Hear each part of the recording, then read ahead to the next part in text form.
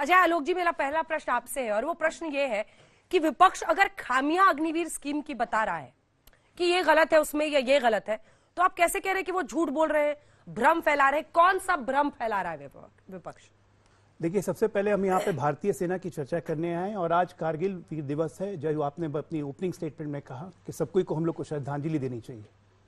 तो नहीं भूलना चाहिए कि हम उस भारतीय सेना की बात कर रहे हैं जिसका एक ही मोटो है, न मृत्यु से भय, न जीवन से प्रीत, वीरता या वीर गति, यही है भारतीय सेना का प्रतीक। उस भारतीय सेना पे अग्निवीर योजना ये कोई आज हम लेके आए? पहले तो ये बोलते रहे कि मोदी जी के पिटारे से निकला, डिफेंस मिनिस्ट्री को पता नहीं था, मोदी जी लेके आ गए। यहां पे तो हमारे दो डिफेंस एक्सपर्ट हैं। 1977 जनरल रैना, सबसे पहले उन्होंने ये कमेंट लिखा था कि भारतीय सेना में मूल सुधारों की आवश्यकता है, लेकिन यहां पे समस्या संख्या नहीं, यहां पे समस्या आयु है। 77 से यह बात चल रही थी कि करना चाहिए। 1989 में भारतीय सेना में सहमति बन चुकी थी कि नहीं, हमें एवरेज उम्र सेना की घटानी है, लेकिन लटकाना, अटकाना, भटकाना चलते रहा। कारगिल युद्ध हुआ, कारगिल युद्ध समीक्षा की गई, उसकी बाकायदा कोर टीम बनाएगी। कारगिल युद्ध समीक्षा में कहा गया कि नहीं, सीडीएस का भी पद करना चाहिए, हमें अपनी आर्मी को जवान रखना है, हमें एवरेज उम्र घटानी है। इन तमाम झंझवातों को झेलते झेलते आज जब अग्निवीर स्कीम आई है, जो कि आर्मी ने लाई है, 158 ऑर्गेनाइजेशन से कंसल्ट किया गया, देश भर के कम से कम 35 देश के सेनाओं पर अध्ययन किया गया और उसके बाद ये स्कीम लाई गई है। आप बिना स्कीम को जाने आप जनता में भ्रम फैलाना शुरू कर दिए, पेंशन नहीं मिलेगा, 4 साल करके बेरोजगार हो जाएगा। अरे क्यों बेरोजगार हो जाएगा भाई, क्यों बेरोजगार हो जाएगा? आप 4 साल करके अगर आर्मी में से निकलते हैं, आज तमाम राज्य की स्टेट गवर्नमेंट, जितनी स्टेट गवर्नमेंट्स हैं, चाहे भारतीय जनता पार्टी की हो चाहे केंद्र सरकार की हो, सब लोग पैरामिलिट्री सर्विसेज में, अदर पुलिस सर्विसेज में, फायर सर्विसेज में, एग्जेम्पलरी सर्विसेज में हर कोई आरक्षण इनका अनाउंस कर चुका है। इनको एज रिलैक्सेशन दी जा रही है, इनका कॉम्पनसेशन देखा जा रहा है। कहना ये चुनाव का साइड इफेक्ट है।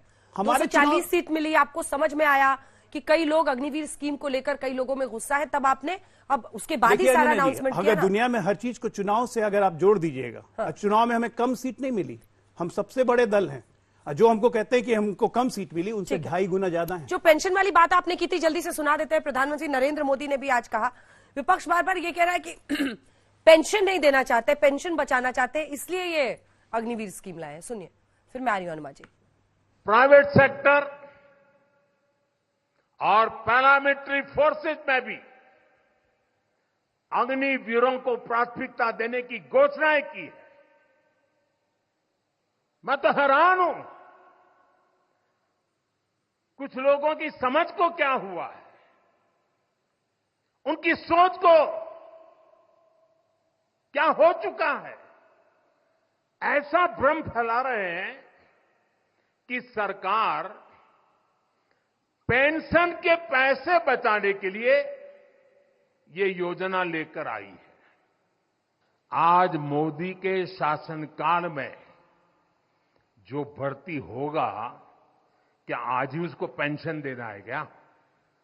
उसको पेंशन देने की नौबत 30 साल के बाद आएगी, और तब तो मोदी 105 साल का हुआ होगा, और तब न भी मोदी की सरकार होगी। क्या मोदी जब 105 साल का होगा, 30 साल के बाद जो पेंशन बचेगा, उसके लिए मोदी ऐसा राजनीतिक है जो आज गाली खाएगा? क्या तर्क दे रहे हैं? लेकिन साथियों, मेरे लिए दल नहीं, देश सर्वोपरि है। अनुमा जी, ये सीधा जवाब एक तो ये पेंशन वाले मुद्दे का, उन्होंने कहा कि पेंशन ही बचाना होगा तो वो जो आज ज्वाइन कर रहा है वो तो कब रिटायर होगा, तब तक मेरी उम्र 105 साल होगी। युवा आर्मी को लेकर, क्योंकि अमेरिका हो, यूके हो, फ्रांस हो, इजराइल हो, एवरेज एज 26 से 27, हमारा 32। अब वो कह रहे हैं अग्निवीर स्कीम के बाद एक एवरेज एज हमारी फौज की आने वाले दिनों में घटकर 26 हो जाएगी। अभी पॉलिटिक्स तो है नहीं, जहां पर 50, 55, 60 को भी युवा नेता कहा जाता है, तो यहां पर तो हम सरहद पे उन्हें भेजते हैं लड़ने के लिए। ऐसे में एवरेज एज कम होना एक रिक्वायरमेंट है, लग्जरी नहीं है। सबसे पहले तो मैं कारगिल के शहीदों को श्रद्धांजलि देती हूं और कभी माफ नहीं कर पाऊंगी बीजेपी की सरकारों को जिन्होंने कारगिल के समय भी इंटेलिजेंस फेलियर होने दिया और पुलवामा में भी इंटेलिजेंस फेलियर हुआ और उसका श्वेत पत्र अभी तक नहीं आया। दूसरी चीज ये कि हमारे यहां कहते हैं वंस अ फौजी ऑलवेज अ फौजी, तो अगर मैं कांग्रेस की प्रवक्ता भी हूं लेकिन मुद्दा चूंकि फौज का है तो मेरे 24 साल की जो सर्विस है, कमीशन सर्विस, मैं उसके आधार पर बात करती हूं। आज जो अग्निपथ स्कीम आई है, जैसे हमारी एंट्री हुई थी जब 1992-91 में, उस समय एक पायलट प्रोजेक्ट आया था, महिला अधिकारी 5 साल के लिए लिए जाएंगी, अगर सफल होती हैं तो फिर एक्सटेंशन दिया जाएगा और उसके बाद उनसे परमानेंट कमीशन के लिए पूछा जाएगा। वो पायलट प्रोजेक्ट हुआ क्या? हमारी सेना में हर बार एक पायलट प्रोजेक्ट के बगैर कोई स्कीम लॉन्च नहीं की जाती। पहली बात तो ये है। दूसरी बात, मैंने अपने पूरे 24 साल के करियर में मुश्किल से एक आध आत्महत्या देखी है। आज 9 अग्निवीर आत्महत्या कर चुके हैं। एक ने चोरी की है, आपको पता है, सभी ने देखा है कि एक कार चोरी की है। क्या कमी है उसे?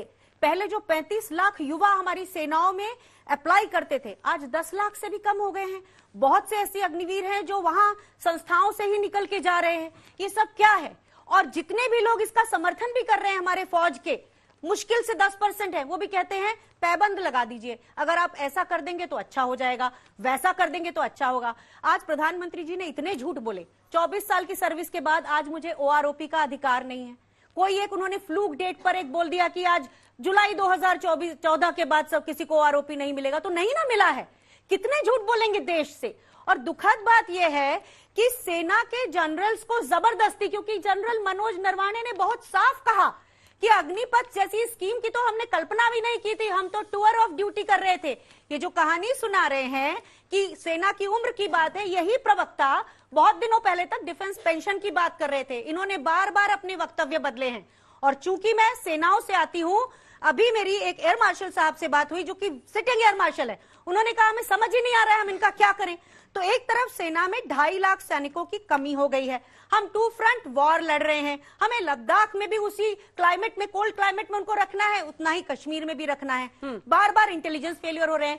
सेनाओं का केवल राजनीतिक इस्तेमाल करने वाले प्रधानमंत्री ये जान लें कि सेना तो शूरवीर है, लेकिन हमारे देश के प्रधानमंत्री कायर हैं, क्योंकि चीन के हमारी सरहदों में घुस आने के बाद भी वो कहते हैं ना कोई घुसा है ना कोई घुस आया है। तो ये शर्मनाक बातें हैं। छोटा सा जवाब दे दीजिए, फिर मैं आप दोनों के पास। पॉलिटिकल स्कीम है ये, बिल्कुल सेनाओं की स्कीम नहीं। राजनीतिक प्रतिद्वंदता अपनी जगह होती है, लेकिन देश के प्रधानमंत्री को कायर कहने वाला देशभक्त तो नहीं हो सकता है।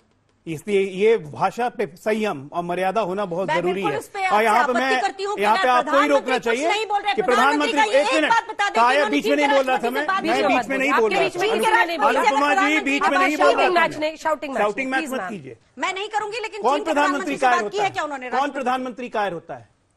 जब युद्ध हो जाए और अपनी एयरफोर्स को अटैक करने से रोक दे, वो प्रधानमंत्री कायर होता है? चीनी फौज को जो खाना खिलाए 1952 में, वो प्रधानमंत्री कायर होता है? या पाकिस्तान में घुस के मारे, वो प्रधानमंत्री कायर होता है? कौन होता है कायर? जरा कायर की डेफिनेशन बताएं। ये जवाहरलाल नेहरू ओपन फैक्ट है, दोनों जनरल यहां पे खड़े हैं अगर मैं झूठ बोल रहा हूं तो। 1952 में तिब्बत पे जब चाइना ने अटैक किया था, हम हिंदुस्तानी लोग, हमारे हिंदुस्तान की चावल जाती थी चीना सेना को खिलाने के लिए। ये कायरता की बात कर रही है? अब प्रधानमंत्री मोदी को कायर बोल रही है? ये इंटेलिजेंस फेलियर हो गया। काहे नहीं पाकिस्तान अब घुसता है? पहले तो हमेशा घुस के क्यों नहीं यहां बॉम्ब ब्लास्ट हो जाता है? इंटेलिजेंस फेलियर हो गया। बैठा के आपने खिलाया है। डोकलाम हो रहा था, राहुल गांधी चीनी के साथ बैठ के डिनर खा रहे थे, बड़ी वीरता थी। बारे भाई वीरता, एक से एक वीरता देखी हमने कांग्रेस पार्टी की तो। और यह बोलना आज की तारीख में प्रधानमंत्री कायर हैं, तो आपके कहने से कायर हैं? कायर हैं? आपके औकात क्या है भाई बोलने की? 15 साल हो गए, 11 साल हो गए, 99 पे टिके, 100 तक पार नहीं किए, कायर बोल रहे हैं। अनुमा जी, मैं पहली चीज तो ये कहना चाहती हूँ कि 1962 का जो युद्ध हारे थे हम, हमारे रडार्स की क्षमता केवल 16 किलोमीटर थी, हमारे पास उतने एयरक्राफ्ट नहीं थे, लेकिन हम लड़के हारे थे। हमने इस तरह से, वो प्रधानमंत्री कायर होता है जो अंदर घुसे हुए चीन को कहता है ना कोई घुसा है ना घुस आया है। वो प्रधानमंत्री कायर होता है जो अग्निपथ जैसी स्कीम लाकर सेनाओं को अंदर में, क्योंकि हमारे यहाँ बड़ी सिस्टम होता है। आपको याद दिलाऊं कि जब हमारा 26/11 हुआ था, तो अपने ही बडी को बचाने के लिए हमारे मेजर साहब शहीद हुए थे। इसी तरह से विक्रम बत्रा जी जो थे वो भी शहीद हुए थे अपने बडी को बचाने के लिए। आपने उस बड़ी सिस्टम में 2 भाग कर दिए, आपने उस बड़ी सिस्टम को अलग अलग कर दिया। 2 सेनाओं में से सेना को 2 भाग में बांट दिया, वो प्रधानमंत्री जरूर कायर होता है जो पुलवामा का हमला होने के बाद भी श्वेत पत्र नहीं लेकर जनरल सिवाच, आप दोनों कहाँ खड़े हैं भाई?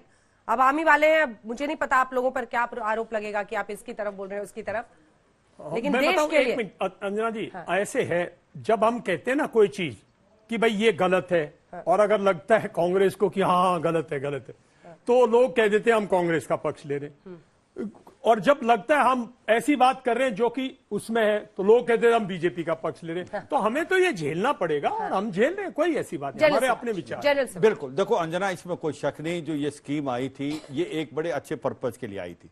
ये सच्चाई है, सुब्रमण्यम कमेटी कारगिल वार के बाद उसने 2 स्ट्रॉन्ग रिकमेंडेशन दी थी कि भाई एवरेज एज जो है जवानों की 32 साल से घट के 25-26 होनी चाहिए। उसकी वजह थी क्योंकि जब लद्दाख के अंदर चोटियों पर हमला किया गया तो फिर पाया गया कि यंग प्रोफाइल जो सोल्जर हैं वो ज्यादा चढ़ सकते, बहुत मुश्किल था। एक ये था, एक कहीं ना कहीं ये था कि कहीं ना कहीं जो कैपिटल फंड है आपका डिफेंस का, उसके अंदर पैसा नहीं बचता, ज्यादातर रेवेन्यू में चला जाता है, पे पेंशन में, उसको भी एक प्रकार से करेक्शन मोड दिया जाए। अब बात आती है अग्निपथ स्कीम की।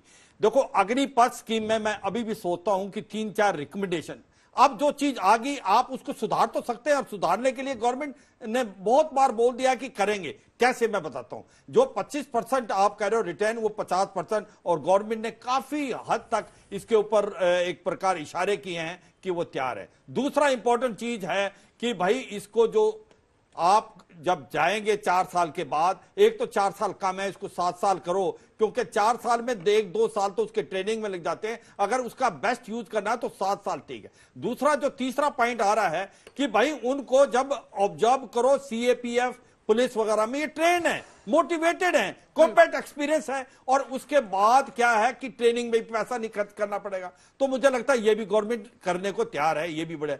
सबसे ज्यादा स्टिकी पॉइंट एक रहता है अंजना, जो कि बहुत इंपॉर्टेंट है, मुझे लगता है वो इमोशनल पॉइंट है, गवर्नमेंट को पक्का सोचेगी पॉजिटिव। वो ये है कि अगर 4 साल के अंदर कोई अग्निवीर शहीद हो जाता है लाइन ऑफ ड्यूटी पे, चाहे लाइन ऑफ कंट्रोल पे या लाइन ऑफ एक्चुअल कंट्रोल पे, तो उसको उतना ही सब कुछ मिलना चाहिए जो कि एक रेगुलर सोल्जर को मिलता है। उसकी वजह यह है गोली पहचानती नहीं है कौन रेगुलर है कौन आपका एक प्रकार से रेगुलर सोल्जर, दोनों मरने को तैयार है देश के लिए। यह सच्चाई है। कॉन्फिडेंस, ट्रेनिंग, मोटिवेशन फौज का बहुत ज्यादा है, और स्पेशली 10 साल में जिस प्रकार से आज आपको इंफ्रास्ट्रक्चर डेवलपमेंट हथियार आए हैं, तो इसको बदलें, किसी तरीके से ऐसा तरीका निकालें, अगर कोई शहीद हो जाता 4 साल में तो उसको सब कुछ वही मिले जो कि एक रेगुलर सोल्जर को मिलता है। मुझे लगता है ये सभी की सब कहने की कोशिश करेंगे। अब जो पॉइंट आता है, एक सेकंड मैं आपको टोक रही हूं, खबर ये आ रही है कि उत्तर प्रदेश और मध्य प्रदेश, हम आपको बता दें, इन राज्यों की तरफ से घोषणा किया गया है कि वो अब लागू कर रहे हैं स्कीम को, और उस बाबत जो जानकारी है वो हम आपको बताते हैं। अग्निवीर को लेकर यूपी और एमपी में बड़ा ऐलान किया गया है। यूपी पुलिस और पीएसी में अग्निवीरों का कोटा होगा, ये योगी आदित्यनाथ ने कहा है। उत्तर प्रदेश पुलिस हो, पीएसी हो, उसमें उनका कोटा होगा, आगे की नौकरी 4 साल के बाद के लिए। ऐसे ही एमपी पुलिस में भी, और इसी के साथ मोहन यादव जो वहां के मुख्यमंत्री, वो भी ऐलान कर रहे हैं। इससे पहले चाहे वो रक्षा मंत्री राजनाथ सिंह हो, अन्य मंत्रियों, कहां पर कौन से सेंट्रल फोर्सेस में उनके लिए 10% का आरक्षण हो रहा है, इन सब का ऐलान किया गया। आइए आपको सुना देते हैं दोनों मुख्यमंत्री क्या कह रहे हैं। कि अग्निवीर की योजना जैसे आगे बढ़ती है और जब ये अपनी सेवा के बाद वापस आएंगे, तो हम उत्तर प्रदेश पुलिस सेवा में, पीएसी में इन नौजवानों को प्राथमिकता के आधार पर समायोजन की एक सुविधा देंगे, वेटेज देंगे। उनके लिए एक निश्चित आरक्षण की सुविधा हम अपनी सेना, अपनी पुलिस में उपलब्ध करवाएंगे। एक ट्रेन मैन पावर हमें मिलेगा, अनुशासित युवा हमें मिलेगा, और इसका लाभ राज्य लेने के लिए पूरी तरह हम लोग प्रतिबद्ध होंगे कि उन ट्रेंड युवाओं को हम आगे बढ़ा सकें। आज कारगिल दिवस के अवसर पर विश्वश्री प्रधानमंत्री श्रीमान नरेंद्र मोदी जी की भावना के अनुसार निर्णय करती है कि हमारे यहाँ विविध प्रकार की पुलिस और सशस्त्र बलों की भर्ती में अग्निवीर जवानों को आरक्षण का लाभ देगी।